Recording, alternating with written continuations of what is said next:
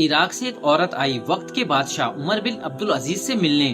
اس نے لوگوں سے پوچھا کہ عمر بن عبد العزیز کا گھر کہاں ہے۔ لوگوں نے بتایا وہ جو سامنے بورے کا پردہ لٹک رہا ہے وہ عمر بن عبد العزیز کا گھر ہے۔ اس نے دستک دی، اندر سے ان کی بیوی جو برتن دھو رہی تھی باہر آئی۔ اس نے کہا کہ عمر بن عبد العزیز کہاں ہے؟ عمر بن عبد العزیز کی بیوی نے کہا کہ تم اس پیڑ کی چھاؤں کے نیچے بیٹھ جاؤ، وہ تھوڑی دیر میں آتے ہوں گے۔ تو وہ بیٹھ گئی اور انتظار کرنے لگی۔ کچھ دیر بعد عمر بن عبد العزیز آئے اور وہ کنویں سے پانی نکال کر چھڑکاؤ کرنے لگے۔ عمر بن عبد العزیز کی بیوی آپ سے کچھ باتیں کرنے لگی۔ یہ دیکھ کر وہ عورت بہت حیران ہوئی اور کہتی ہے کہ تم اپنے غلام سے اس طرح باتیں کر رہی ہو؟ بھلا غلام سے بھی ایسی باتیں کی جاتی ہیں؟ تو آپ کی بیوی کہتی ہیں کہ یہ غلام نہیں ہے، یہ وقت کا بادشاہ اور میرا شوہر عمر بن عبد العزیز ہے۔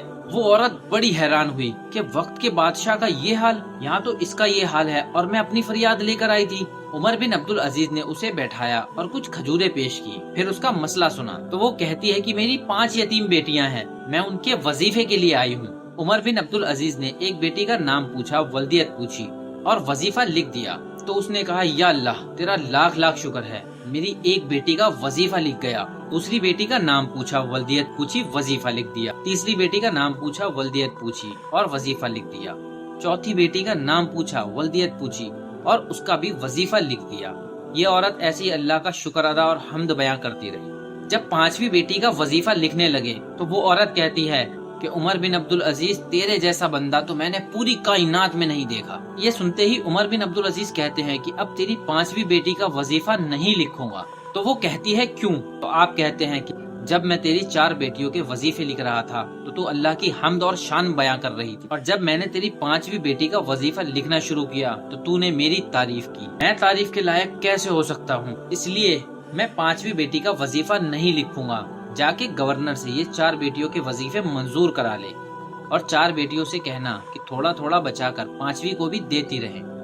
وہ عورت چلی گئی اور کہتی ہے کہ سفر لمبا تھا تو مجھے مہینوں لگ گئے پہنچتے پہنچتے، اور جب میں پہنچی اور وہ وظیفے میں نے گورنر کو دیے تو وہ چیخ مار کر رویا اور کہتا ہے کہ اے بیوی، یہ جس اللہ کے بندے نے تجھے وظیفے لکھ کے دیے ہیں وہ چند دن پہلے ہی انتقال کر گئے۔ اب وہ بیوی بھی رونے لگی اور کہتی ہے کہ میری بچیاں پھر سے یتیم ہو گئی۔ وہ گورنر کہتا ہے کہ نہیں، جہاں کا بادشاہ عمر بن عبد العزیز جیسا ہو تو وہاں کے گورنر کو اللہ بڑی توفیق دیتا ہے۔ جا تیری بچیوں کے وظیفے منظور ہیں۔